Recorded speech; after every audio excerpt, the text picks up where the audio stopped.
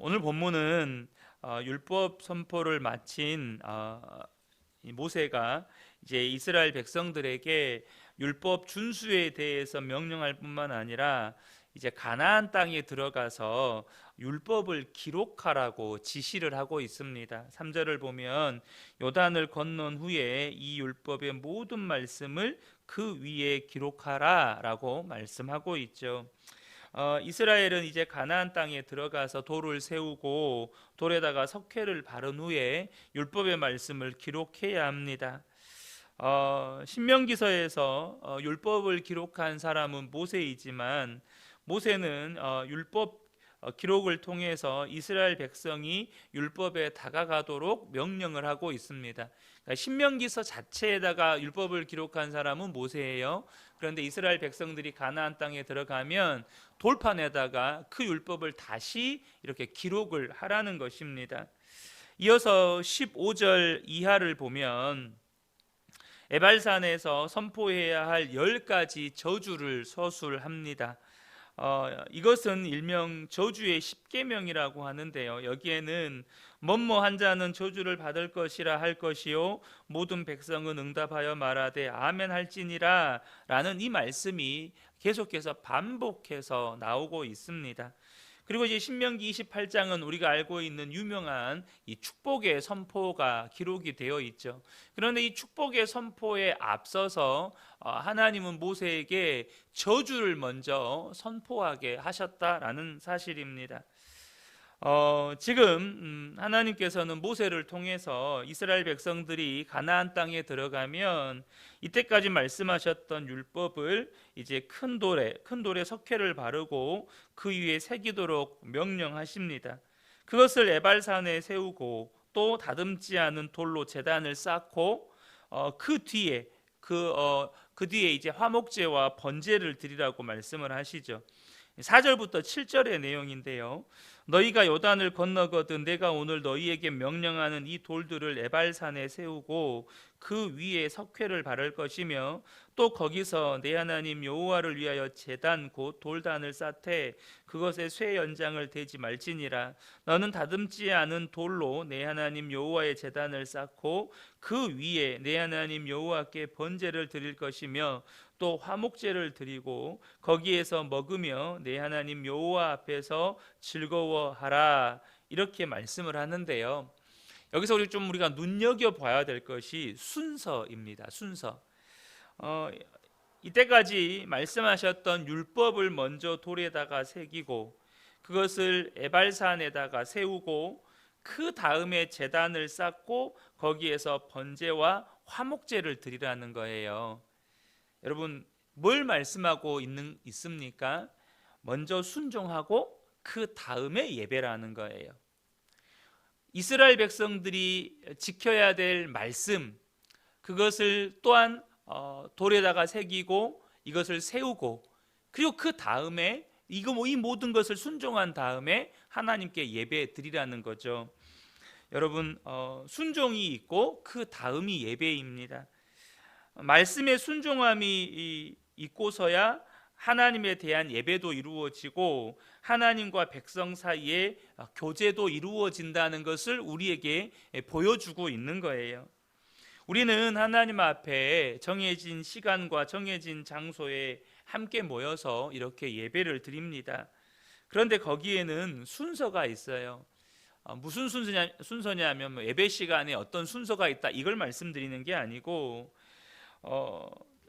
좀 더 정확하게 이야기하면 우리가 예배 현장에 나와서 예배에 참여한다고 해서 예배를 드리는 것이 아니라는 것입니다. 말씀에 순종이 없는 삶, 말씀과 상관없는 삶을 살면서 예배의 자리에 나와서 그 자리를 지키고 있는 건 온전한 예배가 아니라는 거예요. 로마서 12장 1절과 2절을 보면 우리가 다 아는 말씀인데요. 그러므로 형제들아 내가 하나님의 모든 자비하심으로 너희를 권하노니 너희 몸을 하나님이 기뻐하시는 거룩한 산 제물로 드리라. 이는 너희가 드릴 영적 예배니라. 지금 로마서 12장 1절에서 사도 바울이 하는 이야기가 뭐냐면 너희 몸을 하나님이 기뻐하시는 거룩한 산 제물로 드리라 라고 말씀하십니다. 여러분, 우리 몸을 하나님이 기뻐하시는 거룩한 산 제물로 드린다는 말이 무슨 말입니까? 구약시대의 제사처럼 우리 몸을 번제로 태워 드린다는 말입니까? 그게 아니죠. 그런데 본문의 로마서 12장을 보면 거룩한 산 제물로 드리는 것이 영적 예배라는 거예요. 우리의 몸을 거룩한 산 제물로 드리는 게 영적 예배라는 거예요. 그러면 이 거룩한 산 제물로 드린다는 말이 무슨 뜻일까요? 2절을 보면 너희는 이 세대를 본받지 말고 오직 마음을 새롭게 함으로 변화를 받아 하나님의 선하시고 기뻐하시고 온전하신 뜻이 무엇인지 분별하도록 하라 라고 말씀합니다. 이 세대를 본받으며 살지 말라는 거예요. 하나님의 거룩하시고 기뻐하신 뜻이, 선하시고 기뻐하신 뜻이 무엇인지 분별해서 그 말씀에, 그 뜻에 순종하며 살아가는 것이 우리의 몸을 하나님 앞에 거룩한 산 제물로 드리는 것이고, 그것이 하나님이 기쁘시게 받으시는 영적 예배라는 거예요. 다시 말하면 여러분, 우리의 예배는 예배 시간이 되어서 정한 장소에, 소위 말해서 교회 종이 땡 울려서 예배가 시작될 때 예배가 시작되는 게 아니고요, 삶 속에서 하나님 앞에 하나님의 뜻을 분별하고 그 말씀에 순종하며 살아가는 삶이 이미 우리에게 예배가 시작됐다는 뜻이라는 겁니다. 여러분, 우리의 예배는요, 삶에서 이미 시작되고 있는 거예요. 다시 말하면 우리의 삶 전부가 하나님이 받으시는 예배가 된다는 것입니다. 그래서 삶의 예배가 되어야 여러분, 이 현장에서 드려지는 예배가 되는 거예요. 삶의 예배가 없는데, 물론 여러분, 우리가 삶의 현장에서 골방에서 하나님께 찬양하고 혹은 길을 걸어가면서 하나님께 찬양하고 하나님께 기도하고, 그 모든 것 역시 예배입니다. 그런데 정말 우리가 지금 본문에서 우리에게 말씀해 주고 있는 건 순종이 없으면 예배도 없다는 것입니다. 순종이 없으면 하나님과의 교제도 없다는 것입니다. 삶의 예배가 전제되어야 우리가 정해진 시간과 정해진 장소에서 드리는 이 예배가 하나님이 받으시는 참된 예배가 된다는 것이죠. 특별히 오늘 본문에는 주님께서 이 율법이 절대 지워지지 않도록 돌에다 새기라고 말씀하셨습니다. 여러분, 우리는 거기에서 더 나아가서 돌에 새길 것이 아니라 우리의 마음에 새겨야 합니다. 우리의 마음에 새겨서 정말로 우리가 어떤 문자적이고 어떤 물리적인 그런 순종이 아니라 정말 우리 안에서 하나님을 향한 사랑과 또 우리를 향한 하나님의 마음을 헤아리는 자발적인 기쁨의 순종이 되어야 합니다. 여러분, 하나님은 영이시기 때문에 영과 진리로 드리는 예배만 받으십니다. 영과 진리로 드리는 예배는 어떤 예배일까요? 하나님께서 우리에게 성령을 부어주신 이유가 있습니다. 그게 뭐죠? 우리의 마음 안에서 굳어버린 마음을 제하고 부드러운 마음을 주시기 위함이라고 에스겔에 말씀하고 있습니다. 그럼 우리의 마음에서 굳은 마음을 제하고 부드러운 마음을 주셨다는데, 그 성령이 임하심으로 말미암아 우리 안에 부드러운 마음이 생길 때 일어나는 일이 무엇입니까? 여러분, 기쁨으로 순종이 된다는 것입니다. 자발적으로 순종이 된다는 것입니다. 예배를 기쁨으로 드리게 된다는 거예요. 여러분, 성령 충만한 사람이 억지로 순종하는 게 없습니다. 성령 충만한 사람이 억지로 예배 드리는 게 없어요. 기쁨으로 예배 드리는 거예요. 기쁨으로 순종이 되는 것입니다. 그래서 여러분, 영과 진리로 드리는 예배를 주님이 받으시는 거예요. 왜요? 우리 안에 성령님께서 하나님 앞에 기쁨으로 예배하게 만들어 주시거든요. 우리 안에 계신 성령님께서 하나님의 말씀에 기쁨으로 순종할 수 있도록 역사하시기 때문입니다. 이스라엘 백성들은 가나안 땅에 들어가면 복받고 살 줄 알았습니다. 왜냐하면 그 땅은 자기 조상 아브라함에게 약속하신 땅이고 또 그 후손들에게 주신 축복의 땅이기 때문에 그렇습니다. 그래서 여러분, 예수님 당시에도 이스라엘 백성들은 아브라함의 후손이기 때문에 자기들은 구원받은 백성들이라고 굳게 믿었습니다. 그러니까 그들은요, 혈통적으로 아브라함의 후손이기 때문에 천국 백성이고 다른 이방 민족들은 지옥의 땔감들이라고 그렇게 굳게 믿었어요. 그러니까 그 아브라함의 후손들에게 주신 이 약속의 땅에 대한 자부심이 얼마나 대단했겠어요. 그 땅에 들어가면 복 받는다, 가나안 땅에 들어가면 복 받는다, 그들은 그렇게 생각하고 믿고 살았습니다. 그러니까 이스라엘 백성들에게 있어서 여러분, 그 예루살렘의 멸망, 성전의 회파는 정말 있을 수 없는 충격적인 사건이었던 거예요. 어떻게 하나님께서 지키시는 땅이 이렇게 멸망을 당할 수 있으며, 하나님의 백성들이 이렇게 포로로 끌려갈 수 있으며, 하나님이 계신 성전이 이렇게 무너질 수 있는가, 엄청난 충격이었습니다. 그런데 여러분, 저와 여러분이 아셔야 이미 알고 계십니다. 가나안 땅이 복을 보장하지 않습니다. 여러분, 그러면 무엇이 복을 결정하는 것입니까? 말씀에 대한 순종의 여부가 복을 결정하는 것입니다. 가나안 땅에서 하나님의 백성으로 하나님의 통치를 인정하며 살아갈 때 복을 받게 된다는 거예요. 반대로 가나안 땅에 들어가서 가나안 땅 그 자체를 숭배하거나 그 땅의 우상들을 숭배하면서 우상이 만든 문화를 따라 살아갈 때 복의 근원이신 하나님과 아무런 상관이 없는 존재들로 전락해 버리는 것입니다. 여러분, 이스라엘 백성들이 전쟁에 일어나서 패할 때가 언제였습니까? 하나님을 떠날 때였습니다. 다른 이유가 없어요. 하나님을 떠나서 우상을 숭배하며 살아갈 때 그들은 정말로 항상 주변 민족들과의 싸움에서 패배했었습니다. 모세는 가나안 땅에 들어갈 이스라엘 백성들에게 지금 명령하고 있는 거예요. 에발산과 그리심산에 각각 6지파씩 세우고 어떤 경우에 각각 복과 저주를 받는지 직접 선포하게 합니다. 온몸으로 도장을 찍는 것과 같아요. 단순히 가나안 땅에 들어가면 무조건 복을 받을 것이라면 하나님께서는 이스라엘 백성들에게 아마도 끊임없이 너희들 가나안 땅에 들어가면 복 받을 거야, 너희들 가나안 땅에 들어가면 반드시 복 받는다, 아마 이렇게 말씀하셨을 거예요. 예굽에서 출애굽해서 이렇게 광야에서 이스라엘 백성들이 얼마나 힘들어하고 원망하고 불평했어요. 그럼 그때도 야, 너희들 가나안 땅에 들어가면 복 받을 거야, 조금만 참아, 아마 그러셨을지도 모르겠어요.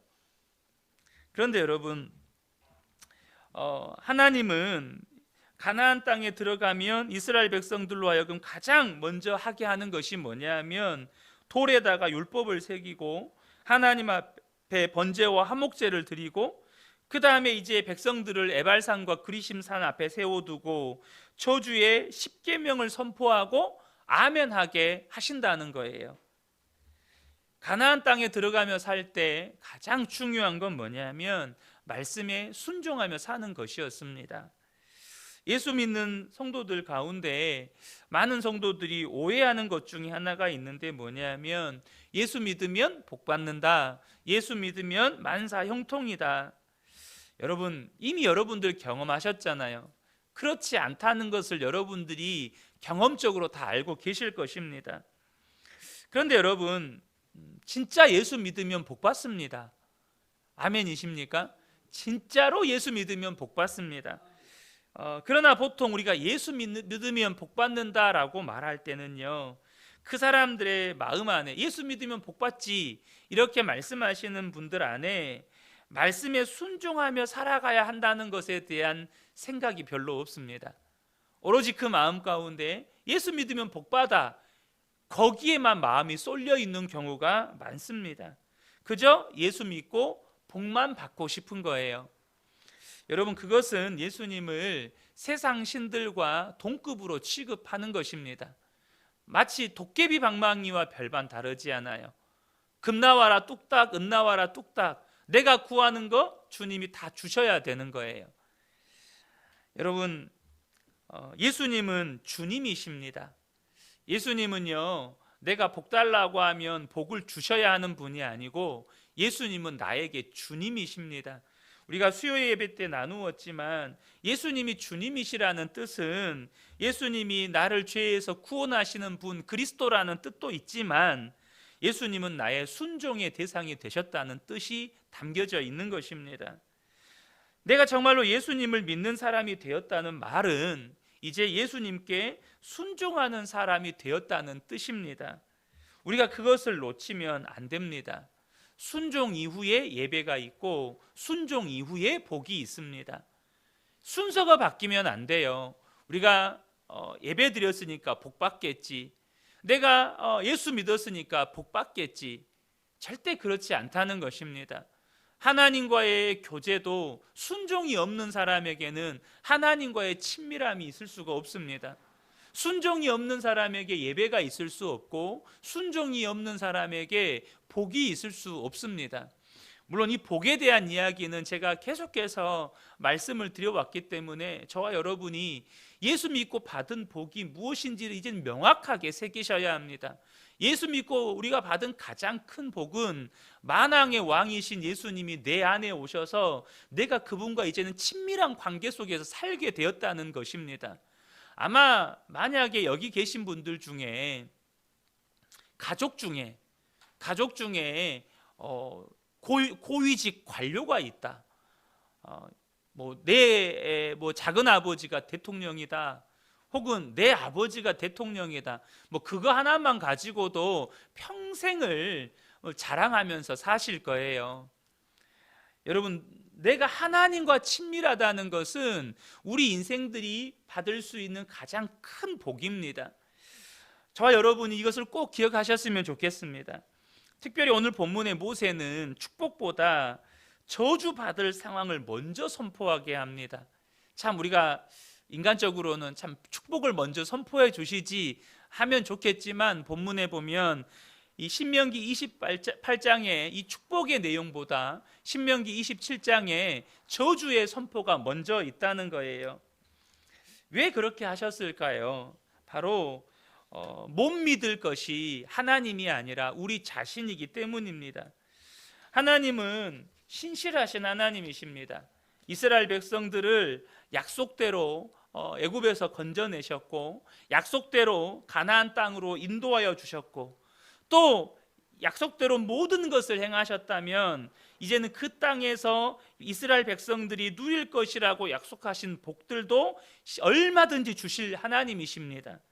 그런데 문제는 뭐냐면 이스라엘 백성들이 그 하나님의 말씀에 순종하고만 살면 그 모든 복을 누리게 될 텐데 이스라엘 백성들이 신실하지 못하다는 것입니다. 이스라엘 백성들이 믿을 사람들이 못 된다는 거예요. 그것을 이미 광야에서 그것을 증명해 보였습니다. 그런 그들이 가나안 땅에 들어간다고 해서 하루아침에 바뀌어서 오직 하나님의 말씀에 순종하며 살 사람들이 아니라는 거예요. 그래서 하나님께서는 먼저 저주의 경고를 하신 것이에요. 특별히 오늘 본문 이제 16절부터 25절까지 정확하게 10가지 내용의 저주들이 나옵니다. 여러분 16절부터 보면 그의 부모를 경홀히 여기는 자는 저주를 받을 것이라 할 것이요 모든 백성은 아멘 할지니라. 그래서 25절에 무지한 자를 죽이려고 뇌물을 받는 자는 저주를 받을 것이니라 할 것이요 모든 백성은 아멘 할지니라. 이렇게 16절부터 25절까지 저주의 10계명을 말씀하시고 그리고 모든 백성은 거기에 대해서 아멘 하라고 이렇게 말씀하고 있습니다. 그런데 여러분 우리가 다 읽진 않았지만 이 10가지 계명들의 내용을 보면 말 그대로 하나님의 백성답게 살지 않는 자들, 하나님의 성품에 걸맞게 살지 않는 자들, 하나님께서 그들에게 베푸신 은혜를 잊어버린 자들, 가나안 땅의 우상 숭배의 문화에 물들어 버린 자들의 삶을 이야기하는 거예요. 그러니까 가나안 땅에 있는 살아가는 사람들이 살아가는 삶의 모양을 지금 하나님께서는 저주의 십계명으로 말씀하고 계시는 것입니다. 다시 말하면 이 가나안 땅의 문화에 물들어 버린 자들은 하나님의 백성이 될 수 없다는 것입니다. 여러분, 우리가 세상에 물들어 버리면 결코 하나님의 백성으로 살아갈 수 없습니다. 하나님의 백성이 아닙니다. 나아가서 하나님의 백성들에게 약속하신 복도 기대할 수 없습니다. 오직 하나님의 백성들이 받을 복은 하나님의 말씀에 순종하며 사는 자들이 누릴 복인 것입니다. 그러므로 여러분 꼭 기억하시면 좋겠습니다. 순종이 없으면 예배가 없어요. 순종이 없으면 복도 없습니다. 여러분, 순종이 전제되어야 하나님과의 친밀한 관계도 누릴 수 있고, 순종이 전제되어야 하나님이 약속하신 복도 우리가 누릴 수 있는 것입니다. 이 새벽에 함께 예배한 우리 모든 성도님들에게 정말 하나님의 말씀에 온전히 순종함으로 말미암아서 하나님과의 친밀한 관계와 또 하나님이 약속하신 복을 누리시는 복된 분들 되시기를 예수님의 이름으로 축복합니다. 아멘.